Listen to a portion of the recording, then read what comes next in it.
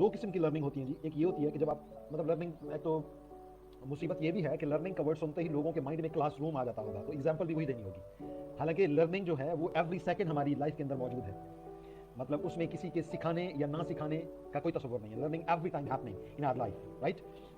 لیکن فرض کیجئے کہ ایک کلاس روم ہے، کلاس روم جس میں ایک ٹیچر موجود ہے اور سامنے اسٹوڈنٹ بیٹھے ہوئے ہیں. ٹیچر جو بتائے گا اسٹوڈنٹ سنیں گے، نوٹ کریں گے اور اسی کو ہی فائنل جانتے ہوئے اس کو یاد کریں گے. اس کو کہتے ہیں ٹیچر سینٹر اپروچ. مطلب جو ٹیچر بتائے گا وہی ٹھیک ہے.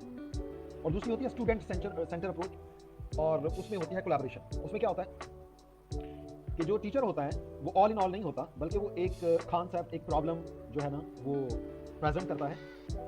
اس پرابلم کو سالو کرنے کے لیے یا اس کانسیپٹ کو سمجھنے کے لیے وہ اپنی رائے دے دیتا ہے. پھر تمام اسٹوڈنٹس کی آراء لیتا ہے. پھر ان آراء، ہر رائے کے اوپر، اگر میں کوئی رائے دے رہا ہوں، اس رائے کے پیچھے میرے مائنڈ میں کچھ چل رہا ہے نا، کچھ ازمپشنز ہیں، کچھ